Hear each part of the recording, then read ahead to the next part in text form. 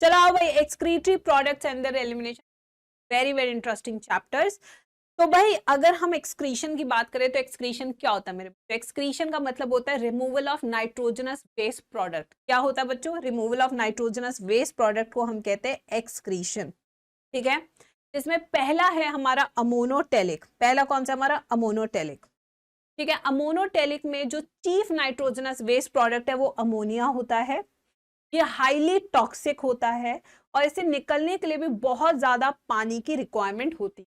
ठीक है बच्चों, फिर है यूरियोटेलिक, जहां पे यूरिया हमारा चीफ नाइट्रोजनस वेस्ट प्रोडक्ट है। मीडियम टॉक्सिसिटी और मीडियम अमाउंट में पानी चाहिए इसको बाहर निकल।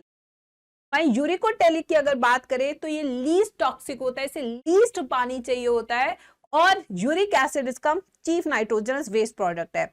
अगर इसके एग्जांपल्स की बात करें, क्योंकि वो पीवाईक्यू के बहुत इंपॉर्टेंट क्वेश्चन है, तो आपको 4 चीजें याद रखनी है। ठीक है, यस, ठीक है, यस। पहली कौन सी है बच्चों? बताओ जल्दी से। पहला कौन सा है? इंसेक्ट। दूसरा कौन सा है? रेप्टाइल्स। तीसरा कौन सा है बच्चों? Yes, land snails. चौथा कौन सा है बच्चों? यस, आपके बर्ड्स, एव्स।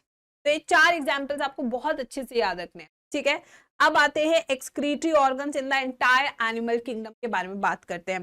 तो Porifera, Coelenterata, cnidarians, general body surface कोई अलग से इसमें नहीं होता है। ठीक है, प्लैटीहेलमिंथस में फ्लेम सेल्स होते हैं, एस्केलमिंथस में रेनेट सेल होते हैं, एनालिडा में होते हैं नेफ्रीडिया। ठीक है, आर्थ्रोपोडा के जो स्कॉर्पियंस है उनमें कॉक्सर ग्लैंड, इंसेक्ट्स में मैल्फिजियन टिब्यूल, क्रस्टेशियंस में ग्रीन ग्लैंड्स, मोलस्का में ऑर्गन ऑफ वजानस, हेमिकॉर्डेट्स में प्रोबोसिस ग्लैंड। ठीक है, फिर आते हैं किडनीज।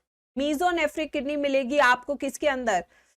फिशेस एंड एम्फीबियंस में। मेटानेफ्रिक किडनी जिसके पास लूप ऑफ हेनले होता है। ठीक है, यस, ये किस में मिलेगी आपको? ये आपको मिलेगी रेप्टाइल्स में, एव्स में, प्लस मैमल्स में, इनमें मिलेगी। ठीक है बच्चों, यस। हाँ बेटा अल्पेश, मैं मोटी हो गई हूँ। तूने तो मोटा देखा नहीं, अब तो मैं पतली हो गई हूँ पहले से। नालायक, टाइम टू टाइम आता रहेगा मैम का हालचाल देखने के लिए, लास्ट में आता है गधेड़ा कहीं का। और नहीं तो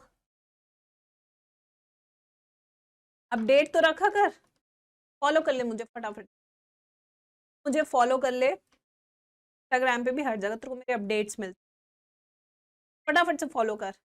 और नहीं तो गधेड़ा। चलो आज अब ह्यूमन एक्सक्रीटरी सिस्टम। तो जब हम ह्यूमन एक्सक्रीटरी सिस्टम की बात करते हैं तो हमारे पास 1 पेयर ऑफ किडनी है जो डॉर्सल साइड प्रेजेंट होती है बॉडी के। इसकी लोकेशन का होती है T12 से L3 के बीच में।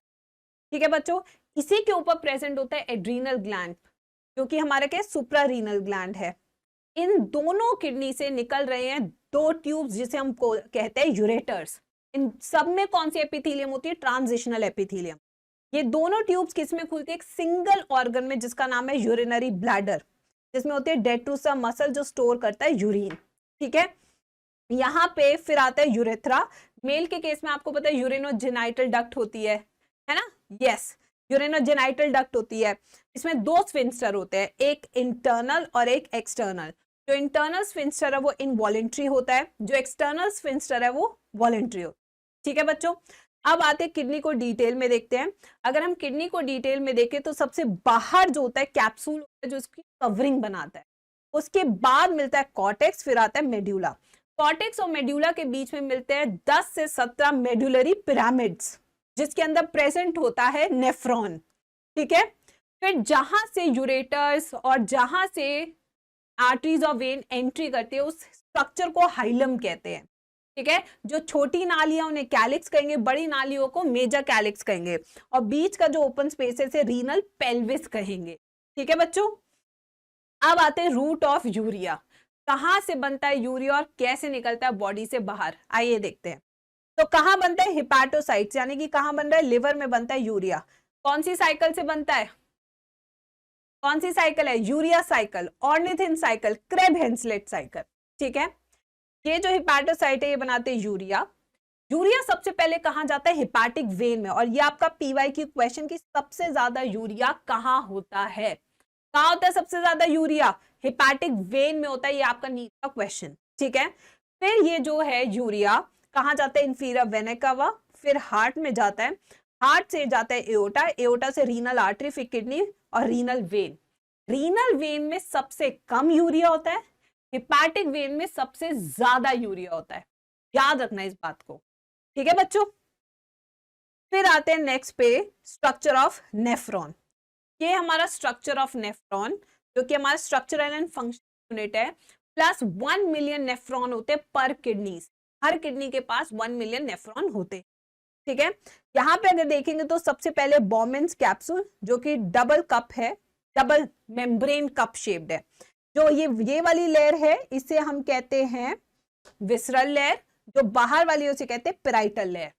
ये किस में जाता है? पीसीटी, पीसीटी से लूप ऑफ हेनले, फिर डीसीटी, फिर कलेक्टिंग डक्ट।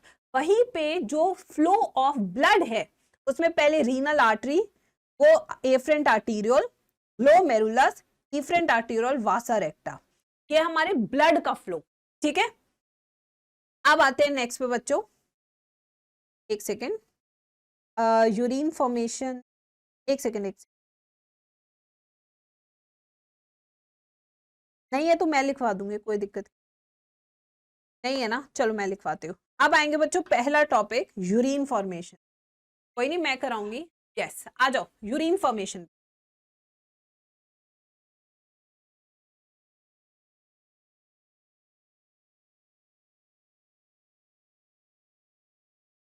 यूरिन फॉर्मेशन, अब हम यहाँ पे बात करेंगे किस बच्चों? यूरिन फॉर्मेशन, ठीक है। सेकंड पानी पी ले।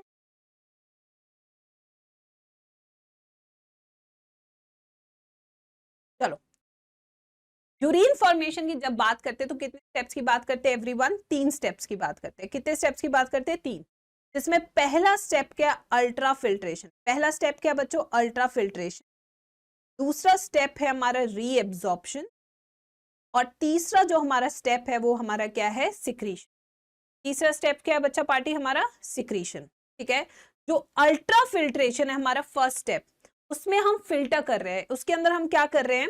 जो हमारे स्पेशलाइज सेल्स है पोडोसाइट्स, ये कौन से सेल्स हमारे? पोडोसाइट्स। ये जो पोडोसाइट्स है ये ब्लड कैपिलरी को पकड़े हुए हैं, ठीक है, जो मैंने समझाया था डिटेल लेक्चर में। यहां से क्या है? यहां से फिल्ट्रेट नीचे आएगा। क्या नीचे आएगा? फिल्ट्रेट। ये जो फिल्ट्रेट होता है ये होता है प्लाज्मा माइनस प्रोटीन। क्या होता है? Plasma minus protein.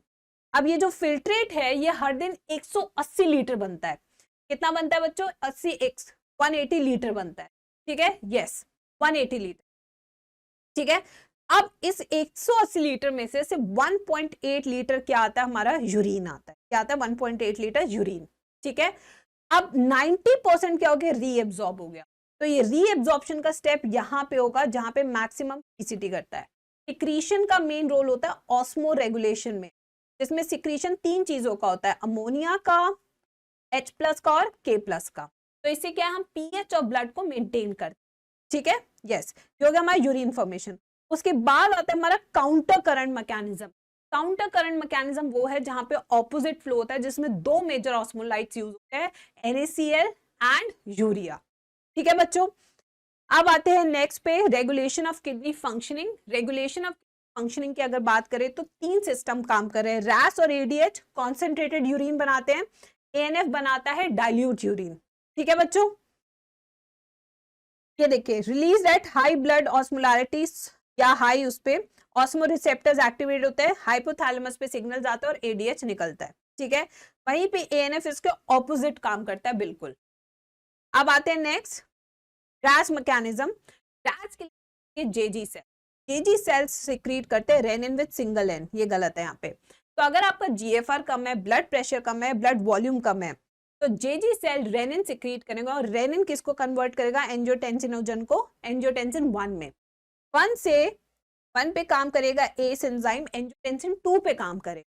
2 सबसे पावरफुल वेसोकॉन्स्ट्रिक्टर की तरह काम करेगा, acts as adrenal cortex on adrenal, aldosterone DCT पे काम करता है, ठीक है। एएनएफ का काम होता है वेसो डायलेशन करना, रेनिन को इनिबिट करना, एडीएच को इनिबिट करना, डाइल्यूट यूरिन बनाना। रीनल डिसऑर्डर्स, रीनल डिसऑर्डर में सबसे पहला क्या है, यूरेमिया। फिर से आवाज कट रही है, बच्चे मैसेज कर देते यार, बच्चे बहुत एक्टिव है आज की क्लास में। यस ठीक है।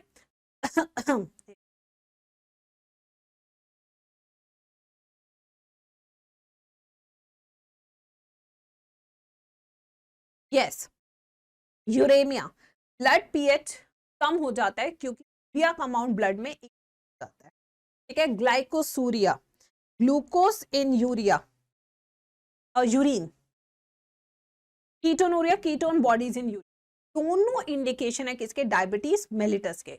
रीनल कैलकुलाई, कैल्शियम ऑक्सिलेट के जो है पथरी से हिंदी में कहते हैं, जो आपकी किडनी में जम जाता है, ठीक है।